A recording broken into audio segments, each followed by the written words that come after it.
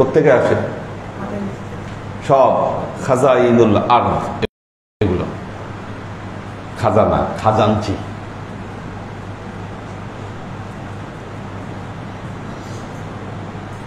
আরেকটা হলো শুধু জমিনের খাজানা তা না, মানুষের প্রথম অবলম্বন হলো জমিনের খাজানা। এখন আপনার কাছে জমিন নাই, আপনার কাছে জমিন নাই, জমি নাই, তাহলে কি আপনি খাজানার অধিকারী হবেন না? সেটা আরেক খাজানা। এটা আসে কোত্থেকে? উপর থেকে, সামাওয়াত, আকাশ থেকে আসে। আকাশ থেকে যে খাজানা আসে, রহমত, বরকত, প্রবৃদ্ধি, কি অনেক মানুষ যেটাতেই হাত দেয় সোনা হয়ে যায়। কোত্থেকে আসে? এটা উপর থেকে। আসমান এবং জমিনের খাজাঞ্চি কার হাতে? আল্লাহর হাতে। আল্লাহ বলতেছেন ওয়ালাকিন্নাল মুনাফিকিনা লা ইয়াফকাহুন। দুঃখের বিষয় হচ্ছে মুনাফিকরা এটা বুঝতে পারে না।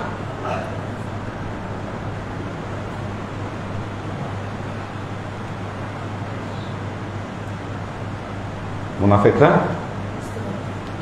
বুঝতে পারে না।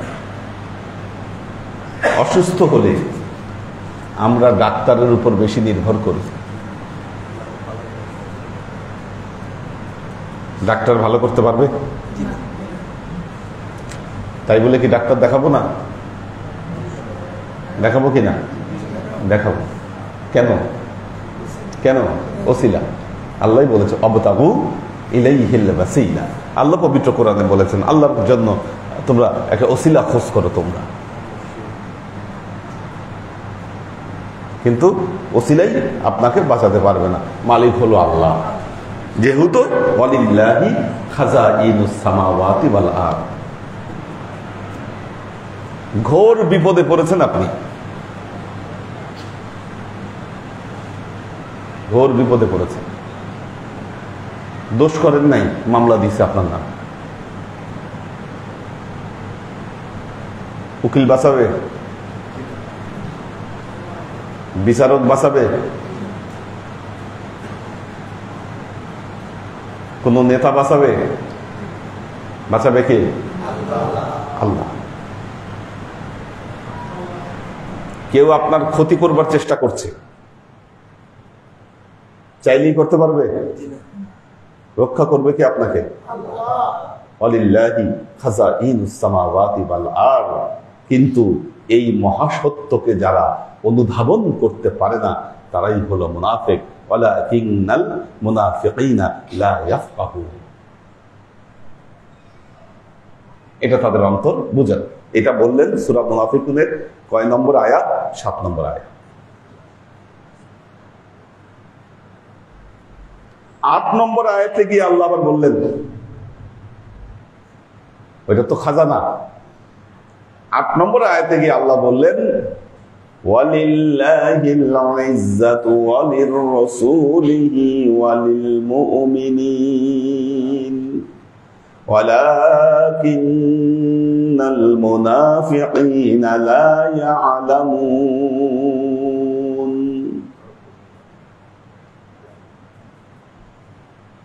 কি চমৎকার! পরপর দুটো আয়াতে আল্লাহ বললেন আল্লাহ আসমান জমিনের খাজানার মালিক, কিন্তু মুনাফিকরা এটা অনুধাবন করতে পারে না। এরপরের আয়াতে গিয়ে বললেন ইজ্জত সম্মান আল্লাহর জন্য। ইজ্জত, আল্লাহ শব্দটা কি ব্যবহার করেছেন? ইজ্জত। ইজ্জত মানে কি? সম্মান। এখন আল্লাহকে কিভাবে সম্মান জানাবেন, তার রাসূলকে কিভাবে সম্মান জানাবেন, মুমিনকে কিভাবে সম্মান জানাবেন? আল্লাহ বলেছে আমি সম্মান, ইজ্জত, আদব আমি এদের জন্য লিখে দিয়েছি। এবং জানতে হবে মুনাফিক যারা আছে তারাই আল্লাহর ইজ্জত বুঝে না, রাসূলের ইজ্জত বুঝে না, এবং মুমিনের ইজ্জত তারা বুঝে না। আপনাদেরকে বলেছি মুমিন শব্দটা এটা সাধারণ শব্দ না, এটা সাধারণ শব্দ। ইজ্জত এনাদের জন্য।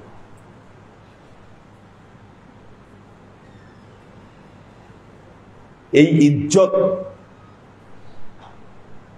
তিন ভাবে প্রকাশ করতে হবে আপনাকে। ইজ্জতের প্রকাশ হবে কয় ভাবে? তিন ভাবে। যদি এই তিন ভাবে আপনি ইজ্জতের প্রকাশ করতে পারেন তাহলে বোঝা যাবে আপনি মুমিন, আর যদি ইজ্জতের প্রকাশ করতে ব্যর্থ হন তাহলে বোঝা যাবে আপনি মুনাফিক। কয় ভাবে? তিন ভাবে। প্রথম হলো অন্তরে ইজ্জত। প্রথম ইজ্জতটা কোথায় আসবে? অন্তরে আসবে। মন থেকে ইজ্জত করতে হবে। আপনি আপনার মুর্শিদের সামনে খুব ইজ্জত দেখাইলেন, হুজুর হুজুর করলেন, কিন্তু অন্তরে আপনি তার সম্পর্কে খারাপ ধারণা পোষণ করলেন, বোঝা গেল কি আপনি মুনাফিক। সামনে আসলে অনেক সম্মান, অনেক ভক্তি দেখাচ্ছেন আপনি, কিন্তু আপনার অন্তর শূন্য। যদি অন্তরে শূন্যতা থাকে বোঝা গেল আপনি ইজ্জত প্রকাশ করতে ব্যর্থ হলেন।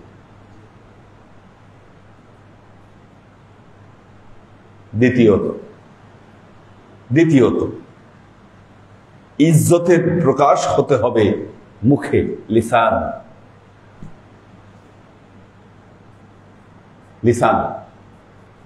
ভাষার মাধ্যমে, মুখের মাধ্যমে ইজ্জতকে প্রকাশ করতে হবে।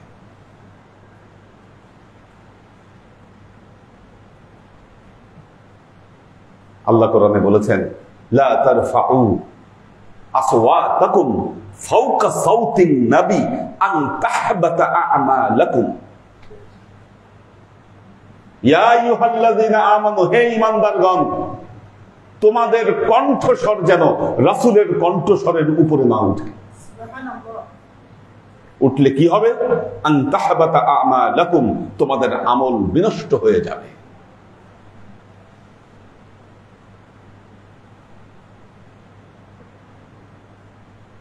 তোমার তো কথা। তাহলে মুখের ইজ্জতটা দেখছেন কি?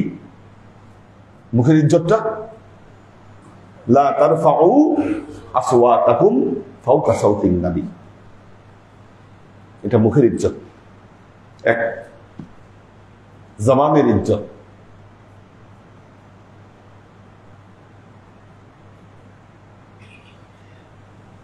কণ্ঠে আদব ধরে রাখতে হবে কথা বলার সময়, আল্লাহর দাবি।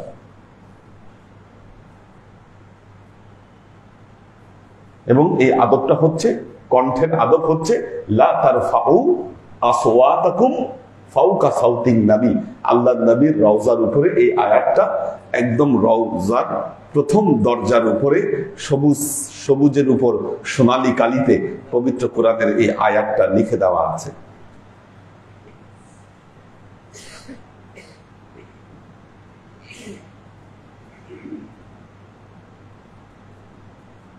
তাহলে এই ইজ্জত বুঝেন?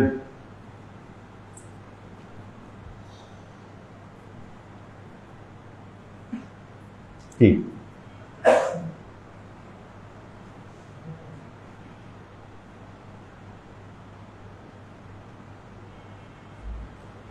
মসজিদে ঝগড়া করেন আপনারা, মসজিদে ঝগড়া করেন, মারামারি করেন, এগুলো ইতিহাস আছে কিনা? মসজিদে ঝগড়া করেছেন, মারামারি করছে নাকি কেউ? মারামারির ইতিহাস আছে কিনা? হইতে পারে, থাকতে পারে, আমি জানি না। হ্যাঁ, ওটা তো কালসি মসজিদের কথা বলি, আমাদের মসজিদের কথা বলেছি। আজকে দেখি ওই যে ইস্টার্ন প্লাজার ওইদিকে মসজিদ কমিটির মানুষ মিছিল করতেছে, দুর্নীতিবাজদের জায়গা নাই। মসজিদ কমিটির মানুষ কোথায় গেছে অবস্থা? মসজিদ নিয়েও রাজনীতি। এই জন্য আল্লাহ নবী বলেছেন মসজিদুন আমিরাতুন খাবিয়াতুন আনিল হুদা, আমির ওমারাদের মসজিদ হেদায়েত থেকে বিচ্ছিন্ন থাকবে, হেদায়েত থাকবে না ওখানে। ওই সারা দুনিয়ার কোন মসজিদের কথা বলি নাই, এই মসজিদের কথা বলছি। এখান থেকে গিয়ে এমন খোঁজ গল্প লাগাবেন মসজিদে,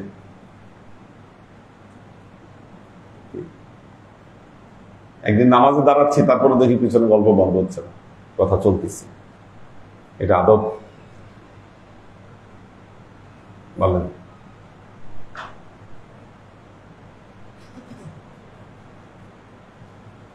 যদি এই বিশ্বাস থাকতো আপনাদের মুর্শিদ ওখানে শুয়ে আছেন কি, তাহলে তো লা তারফাউ আসওয়াতাকুম ফাওকা সাউতিন নবী, এটা আপনি করতে পারতেন না।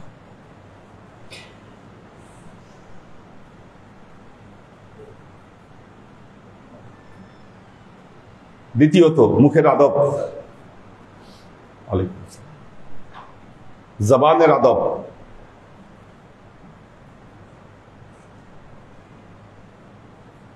লা তাজআল দুআ আর রাসূল, সূরা নূর।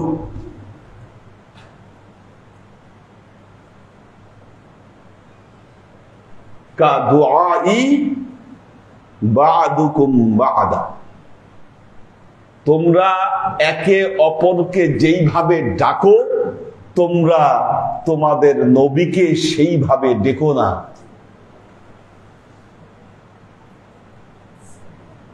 তোমরা একে অপরকে যেভাবে ডাকো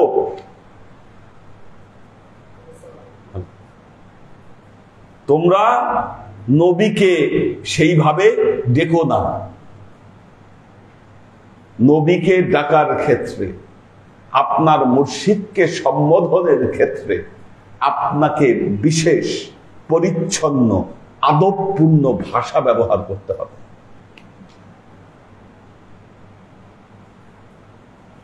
এখন আপনি কিভাবে আদবপূর্ণ ভাষা ব্যবহার করবেন? অর্থাৎ আল্লাহর দাবি হচ্ছে তোমার সেই ডাক যেন দুনিয়ার কোন ডাকের সাথে যেন না মিলে। ইজ্জতের ক্ষেত্রে, সম্মানের ক্ষেত্রে যেই ডাক, যেই সম্বোধন করা হবে এটা যেন অন্য কারো সাথে যেন না মিলে।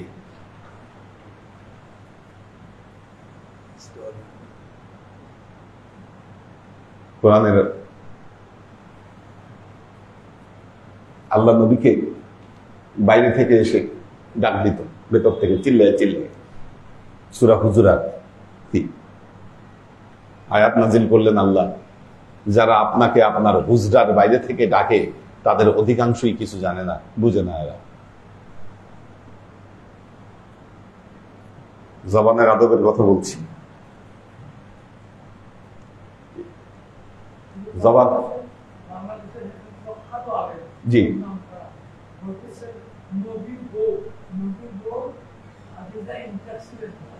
জি, এই যে এটা হলো মুনাফিক। কেউ যদি বলে যে নবীর বউ, এই শব্দ যদি কেউ ব্যবহার করে সে একটা বেয়াদব, সে একটা মুনাফিক।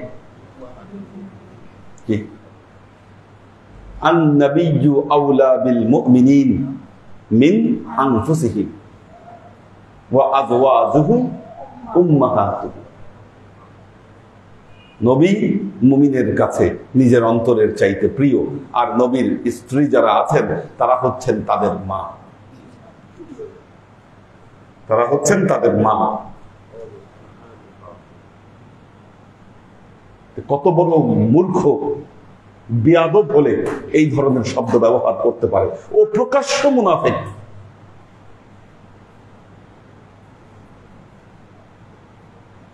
কারণ মুখের আদব এটা দাবি।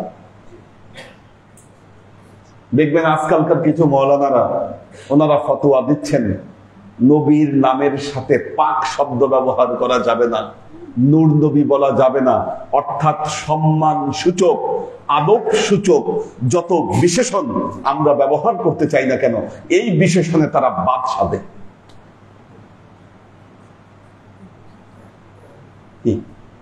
দেখবেন ফতোয়াবাজি করতেছে এগুলো নিয়ে। ফতোয়াবাজি কোন জায়গায়? নবীর নামের সাথে বিশেষণ যোগ করার ক্ষেত্রে ফতোয়াবাজি করা যাবে না। অথচ ওই মৌলানার নাম পড়েন পোস্টারে, ওয়াজের পোস্টারে যে সে তার নাম দেয় বিশেষণের পর বিশেষণ।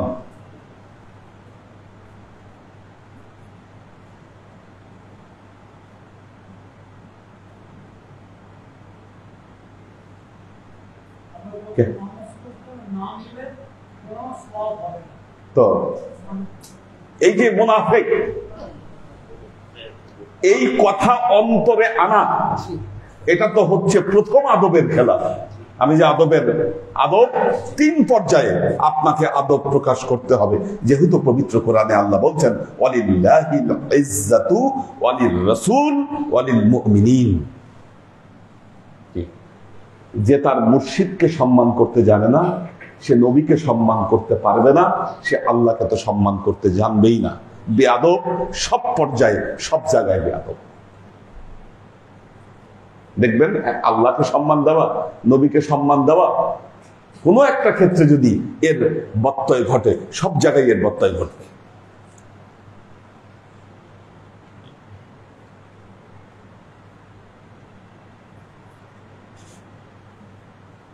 তাহলে দ্বিতীয় পর্যায়টা কি? মুখের আদব।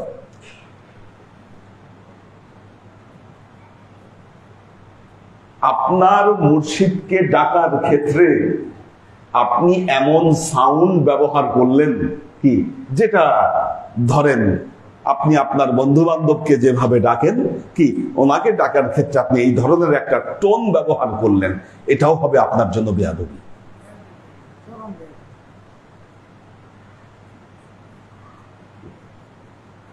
কথার আদব। খাজাইনুস সামাওয়াতি ওয়াল আরদ ইনি আসবেন আপনার কাছে, মাথায় রাখতে হবে। কি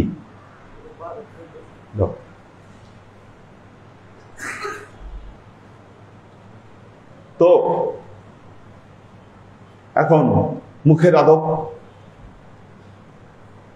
এই জন্য কেউ বলে হুজুর কেবলা, মুর্শিদ কেবলা, মুর্শিদ জান, বহু রকম শব্দ মানুষ ব্যবহার করে। কেন এই শব্দগুলো কেন ব্যবহার করে? আদবের ক্ষেত্রে।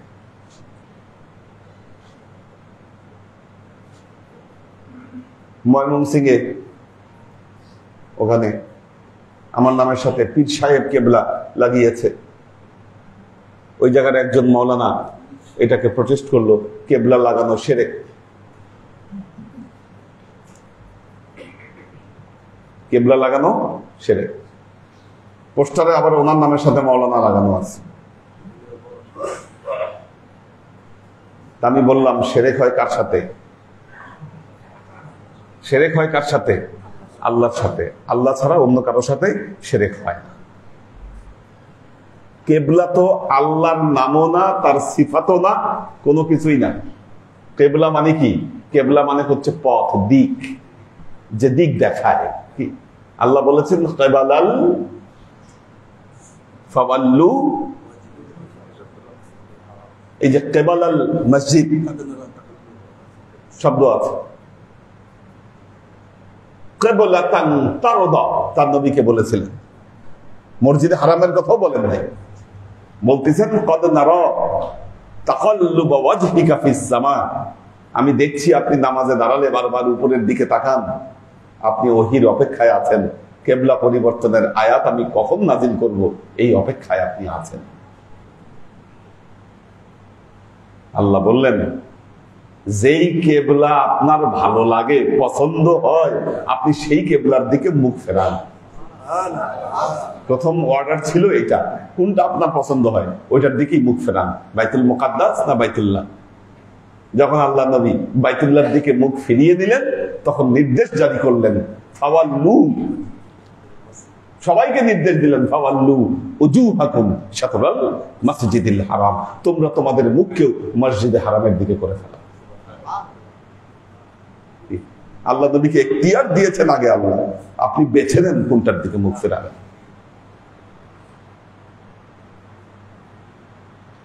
তে আপনি কেবলা নামের মধ্যে শিরকের গন্ধ পান, আর যেই মওলা আল্লাহর নিজের সিফাত, আল্লাহ বলেছেন নি'মাল মাওলা ওয়া নি'মান নাসির, এটা আপনার নামের সাথে লাগিয়ে রাখছেন, এটা শিরক হয় না, আর কেবলা শিরক হয়ে গেল। ওই যে মুমিনের আদব মেনে নিতে পারছে না। প্রবলেমটা কোথায়? মুমিনের আদব মানতে পারছে না।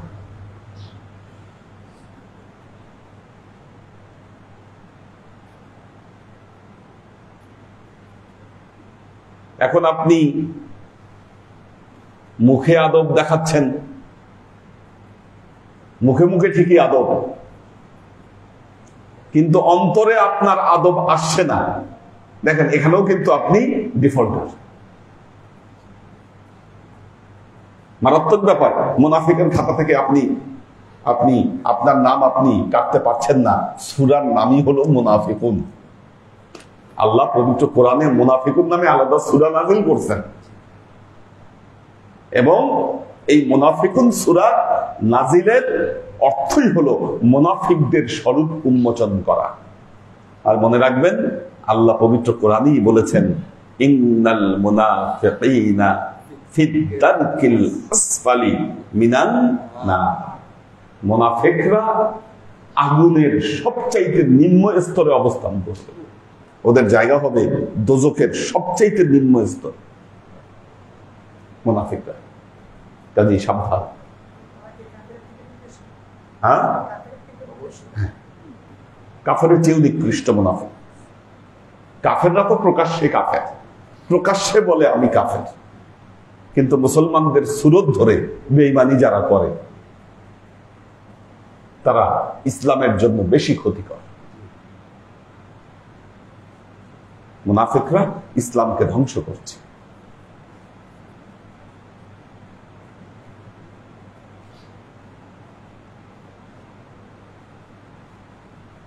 কয়টা পর্যায়ে গেল আদবের? দুইটা পর্যায়ে, দুইটা বলেছি।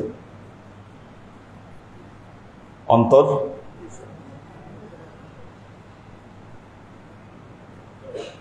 জবান।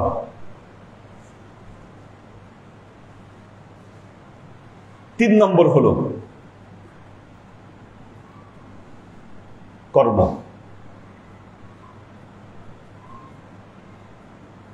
কর্ম ওয়ালাকিন্নাল্লাহা হাব্বাবা ইলাইকুমুল ঈমান ওয়া যায়্যানাহু ফি কুলুবিকুম ওয়া কাররাহা ইলাইকুমুল ফুসুক। তিনটা জিনিস, ওয়া কাররাহা ইলাইকুমুল কুফরা ওয়াল ফুসুকা ওয়াল ইসয়ান।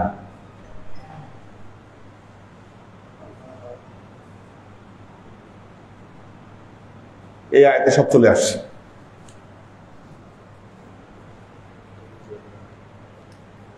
ওয়ালাকিন্নাল্লাহা হাব্বাবা ইলাইকুমুল ঈমান, আল্লাহ তোমাদের ঈমানের প্রতি এক ভালোবাসা তৈরি করে দিয়েছেন। ওয়া যায়্যানাহু ফি কুলুবিকুম, এটাকে তোমাদের অন্তরে সুসজ্জিত করে দিয়েছেন।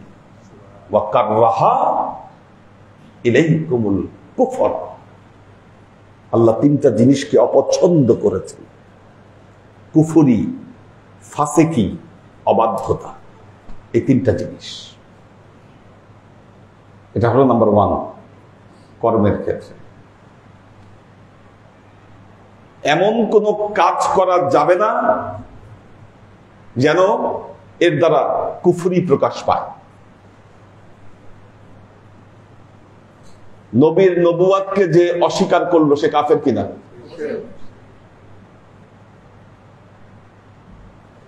নবীর নবুয়াতকে যে অস্বীকার করলো সে কাফের।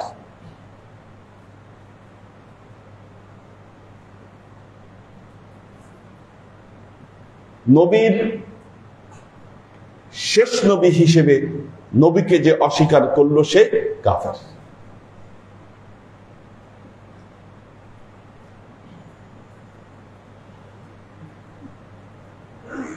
নবীর মুজিজাকে যে অস্বীকার করলো সে কাফের।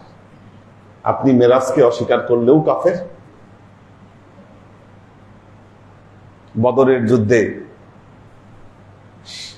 সৈন্যবাহিনী এসে নবীকে সাহায্য করেছে, এ কথা অস্বীকার করলে আপনি কাফের। জিব্রাইলে আমিন ওহী নিয়ে নবীর উপর নাজিল করেছেন, এটা অবিশ্বাস করলে আপনি কাফের। আলাকির রাসূল আল্লাহ ওয়া খাতামান নাবিয়্যিন, তিনি যে সর্বশেষ নবী, এটা অস্বীকার করলে আপনি কাফের।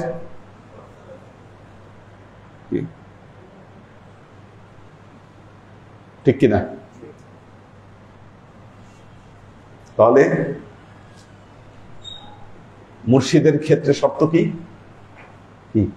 আপনি যদি মুর্শিদের বেলায়েতকে অস্বীকার করেন আপনি কাফের। কেন? কেন দেখেন, একটা জিনিস মনে রাখবেন,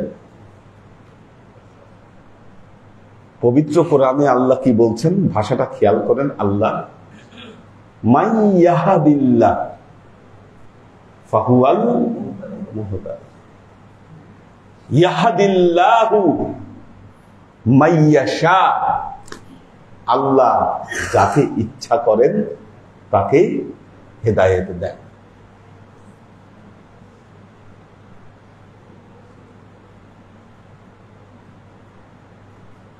মাইয়াশা মানে কি? ইচ্ছাটা কার? কত মারাত্মক কথা বুঝছেন? ইচ্ছাটা কার? আল্লাহ। আল্লাহর মনে ইচ্ছা হয়েছে, কি মারাত্মক! যে আল্লাহ কুন বললে ফায়াকুন হয়ে যায়, এ বিশ্ব সংসার সৃষ্টি আল্লাহর জন্য তুচ্ছ একটা ব্যাপার, সেই আল্লাহর মনে ইচ্ছে হয়েছে। কি ইচ্ছে হয়েছে? হেদায়েত দিতে, হেদায়েত দেওয়ার ইচ্ছা হয়েছে আল্লাহর মনে। এটা হচ্ছে না কেন? ধরো আরো পেছে দাও। তো ইচ্ছাটা কার মনে হয়েছে? আল্লাহর মনে। কি ইচ্ছে হয়েছে? হেদায়েত দিবে। কাকে?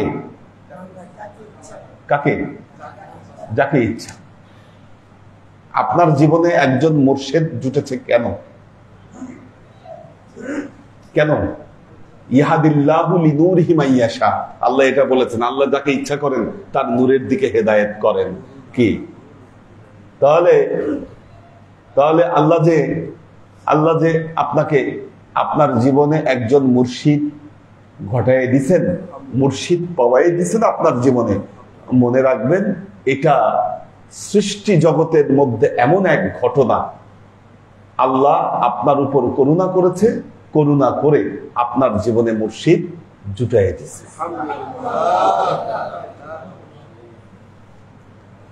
আর যখনই আল্লাহ এই কাজ করেছে, সেই দিন থেকে শয়তানের মাথা খারাপ হয়ে গেছে।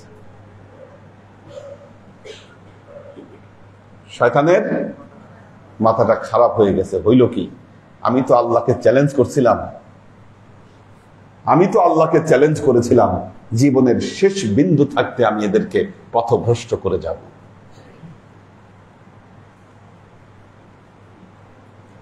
আমার তো লাইন বন্ধ হয়ে গেল। তাহলে এখন শয়তান কি করবে? প্রতিটা মুহূর্তে আপনার পিছে লেগে থাকবে, কিভাবে আপনাকে হেদায়েত থেকে সরানো যায়। মনে রাখবেন, আপনাদের পিছনে শয়তান প্রতি মুহূর্তে লেগে আছে, কিভাবে আপনাকে হেদায়েতের পথ থেকে সরানো দিবে, আপনাকে আপনার মুর্শিদের পথ থেকে কিভাবে বঞ্চিত করবে, এই জন্য শয়তান আপনার পিছে লেগে আছে। এই জন্য মনে রাখবেন, এখানে যারা আছেন তাদের প্রত্যেকের জীবনে এমন ঘটনার উদ্ভব ঘটেছে, রাগের চোটে বলছেন যে আর দরবারে আসবই না। কি আসবই না? কেন আসবো না? এখানকার মানুষদের ব্যবহার খারাপ।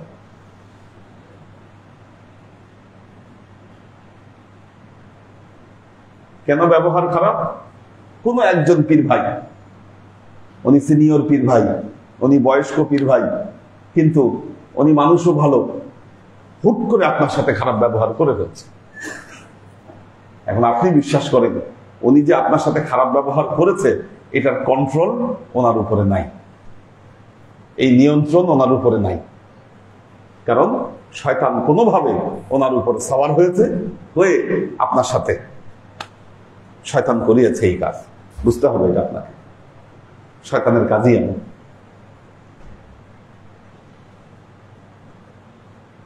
এবং আপনি বলছেন না,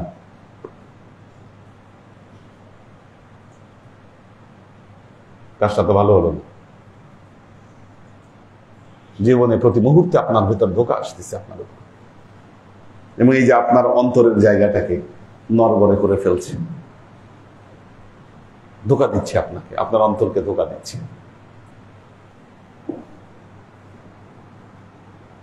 কারণ আপনি মাইয়াহাদিল্লার মধ্যে পড়েছেন। ওলিয়া উলিয়াদের সোহবতে সবাই যেতে পারে না, হেদায়েতকারীর সোহবতে সবাই যেতে পারে না।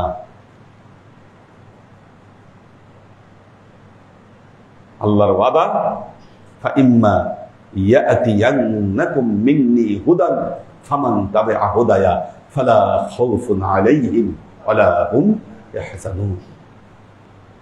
যারা দুনিয়ায় থাকতে হেদায়েতকে তালাশ করবে, হেদায়েতকে ইত্তেবা করবে, আমি আল্লাহ কথা দিচ্ছি এই জান্নাতে ফিরে আসার ব্যাপারে তাদের কোনো ভয় থাকবে না, কোনো টেনশনও থাকবে না।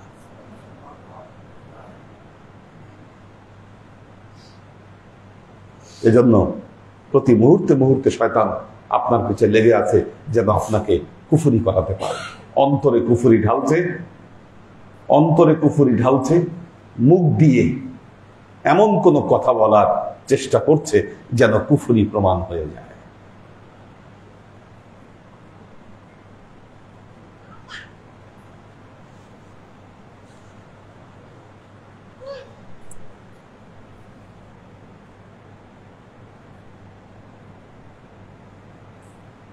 ধরেন দরবার সম্পর্কে কেউ জিজ্ঞাসা করলো, আপনি দরবারের মুরিদ,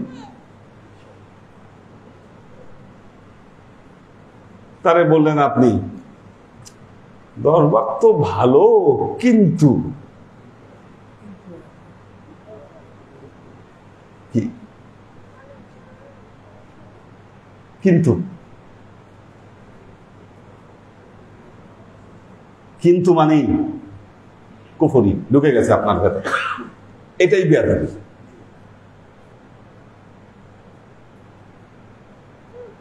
কিন্তু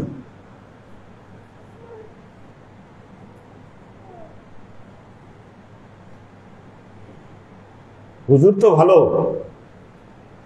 বয়স কম, চ্যাংড়া মানুষ,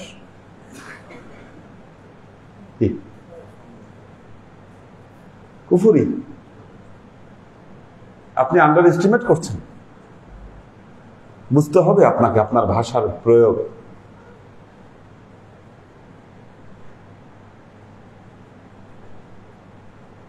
ওয়াকাররাহা ইলাইকুমুল কুফরা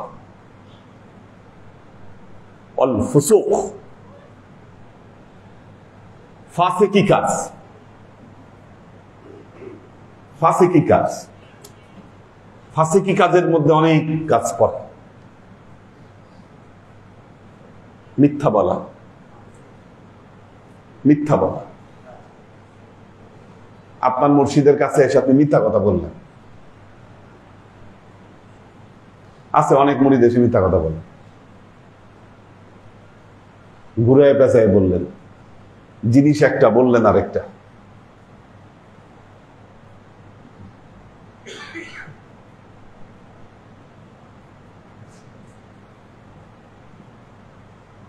1 মাস ছেলেকে নিয়ে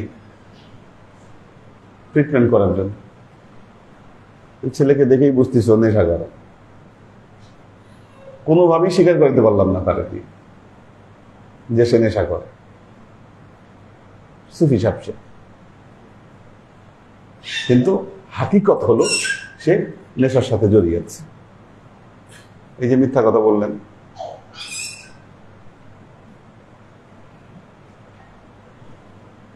রাস্তায় গিয়ে আপনি বিড়ি খান, এখন হুজুর জিজ্ঞাসা করলো কি ব্যাপার আপনি কাজ করেন কেন? আস্তাগফিরুল্লাহ, না না এটা আমি করি না, না না করি না।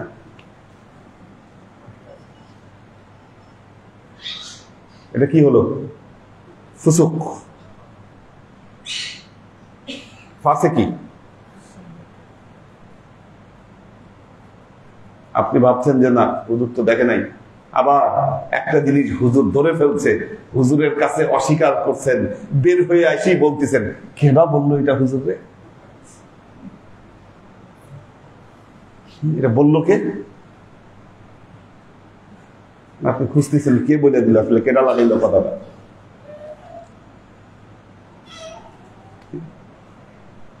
যেগুলো আমরা অহরহ করি।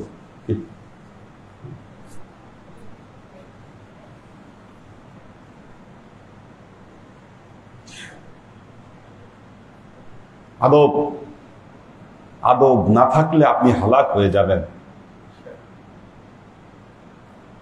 মূল মন্ত্র হলো আদব না থাকলে আপনি হালাক হয়ে যাবেন না।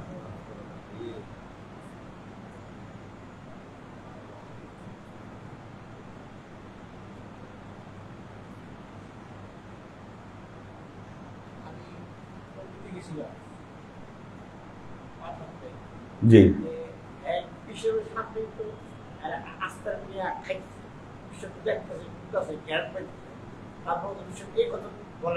হ্যাঁ, না এটাই তো, এটা কত মারাত্মক ব্যাপার। আল্লাহু আকবার। হ্যাঁ,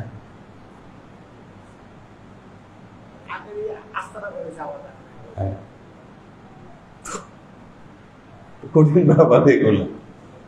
ঠিক আছে, এটা হলো সমস্যাটা হলো যে এটার জন্য সুযোগ তৈরি করে দেওয়া হয়েছে, যার ফলে কি হয়েছে, মানুষের মধ্যে একটা সংশয় ঢুকে গেছে আসলে কি ব্যাপারটা। আরো অনেক জায়গায় আছে আমি জানি, আলাদা আস্তানা আছে, ওখানে গিয়ে যা খুশি করা যায়, যা খুশি খাওয়া যায়। এটাই কি জায়েজ হয়ে গেল বলেন? ছাড়তে হবে, এটা ছাড়তে হবে, না ছাড়লে বদনাম হবে।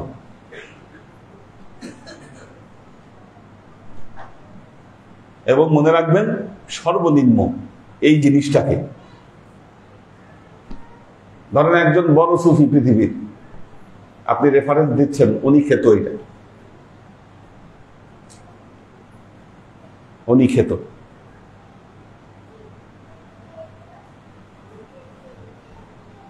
আপনি কি আমাদের পয়গম্বরের অনুসারী নন?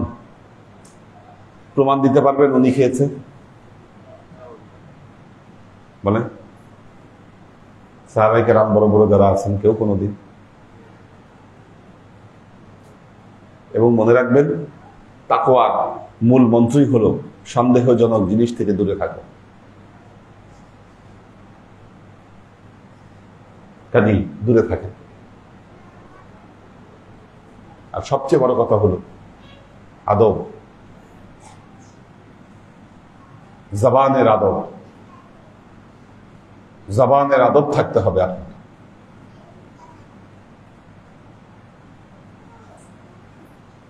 কথার আদব থাকতে হবে আপনাকে, আদব শিখতে হবে, কি টোনে, কিভাবে, কোন আদবে আপনি কথা বলেছেন।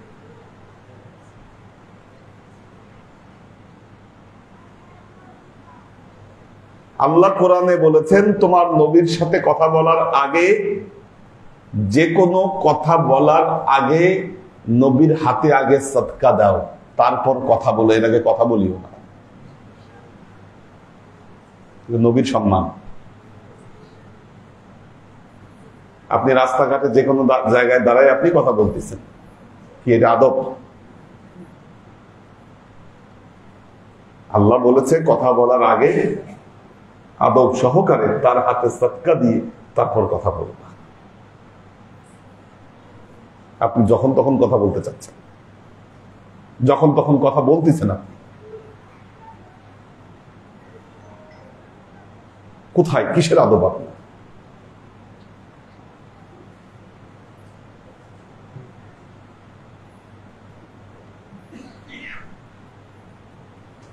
অথচ যাদের কথা বলার দরকার এই জন্য তারা কথা বলে না। কিন্তু আমি কথা বলে শেষ করতে পারি না, ক্লাসে আসতে পারি না, বাস্তবতা।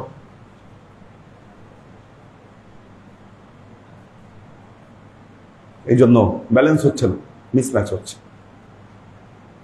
আদব চর্চা হচ্ছে না। আল্লাহর আশিক ও সালেক বৃন্দ মনে রাখবেন সূরা মুনাফিকুন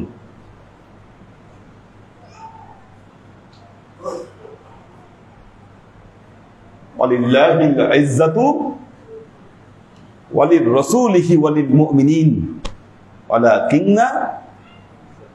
ওয়ালাকিন্নাল মুনাফিকিনা লা ইয়ালামুন। আল্লাহ বলছে মুনাফিকরা এটা জানে না। আয়াত শেষ নেই কিন্তু চলমান। মনে রাখবেন এই আদবের কথা, 3 ধারার আদব: অন্তরের আদব, মুখের আদব, কর্মের আদব। দেখি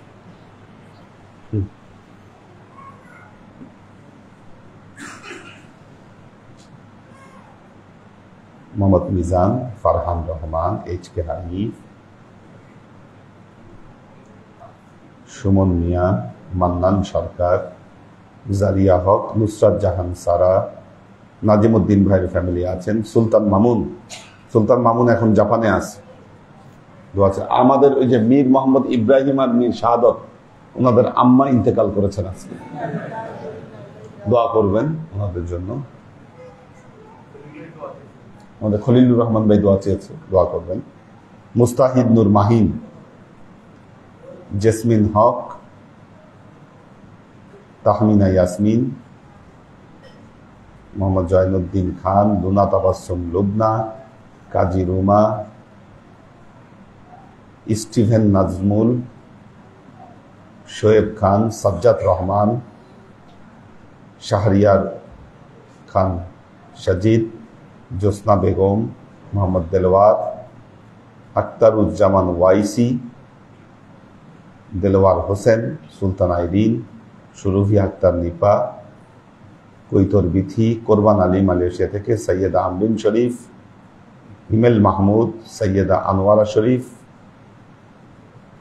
সুরাইয়া আক্তার, রিয়াজুল রিপন অসুস্থ আছেন, দোয়া চেয়েছেন, মারুফুর রহমান, সুরভি আক্তার নিপা, এইচ.কে. কনক, কবির হোসেন, দেওয়ান সৈয়দ ওয়েস রেজা, উনি লন্ডন থেকে দেখছেন।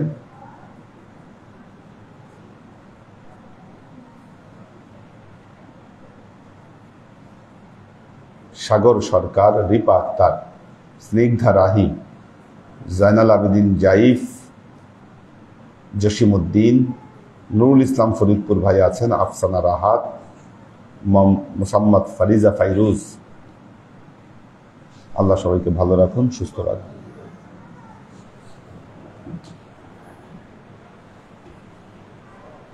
اللهم آمين. اللهم صل على محمد وعلى آل محمد كما صليت على إبراهيم وعلى آل إبراهيم إنك حميد مجيد. اللهم بارك على محمد وعلى آل محمد كما باركت على إبراهيم وعلى آل إبراهيم إنك حميد مجيد. ربنا ظلمنا أنفسنا وإن لم تغفر لنا وترحمنا لنكونن من الخاسرين. ربنا آتنا في الدنيا حسنة وفي الآخرة حسنة وقنا عذاب النار. ربنا لا تزغ قلوبنا بعد إذ هديتنا وهب لنا من لدنك رحمة إنك أنت الوهاب. اللهم إنك عفو تحب العفو فاعف عني يا غفور الرحيم الودود. اللهم نور قلوبنا بنور الإيمان ونور قلوبنا بنور الإسلام ونور قلوبنا بنور الإحسان وزين أخلاقنا بنور محمد صلى الله عليه وسلم يا الله يا رحمن يا মালিক আমরা এতক্ষণ তোমার দরবারে যে সমস্ত আমলকে উপস্থাপন করলাম, যে ইউনুস খতম তোমার দরবারে উপস্থাপন করলাম ত্রুটিমুক্ত ভাবে, এই খতমকে তুমি কবুল করে নাও। তুমি এর রাজা আমাদের পেয়ারা নবী হযরত মুহাম্মদ মুস্তাফা সাল্লাল্লাহু আলাইহি ওয়াসাল্লামের কাছে পৌঁছে দাও। আল্লাহ আমাদের নবীর পরিবারবর্গের কাছে তুমি এর রাজাকে পৌঁছে দাও। এই দুনিয়ার সমস্ত আম্বিয়ায়ে কেরাম, সাহাবায়ে কেরাম, তাবেঈন, তাবেঈন, ওয়ালি আউলিয়া, গাউস কুতুব, আমাদের মা বাবা, ভাই বোন, আত্মীয় স্বজন, এই দরবার থেকে যত পীর ভাই বোন চলে গেছে সবার রূহে আল্লাহ তুমি এর চাচাকে পৌঁছে দাও। তুমি তোমার হাবিবের ওসিলায় আমাদের সবাইকে কবুল ক্ষমা করে দাও। আমাদের জীবন থেকে সমস্ত অভাব, অভিযোগ, বালা মুসিবত, দুঃখ কষ্ট, রোগ শোককে দূরীভূত করে দিয়ে দৃঢ় হস্তে তোমার দ্বীনের খিদমতের তৌফিক তুমি আমাদেরকে দাও। আজীবন যেন তোমার হেদায়েতের পথে প্রতিষ্ঠিত থাকতে পারি, সে তৌফিক তুমি আমাদেরকে দান করো।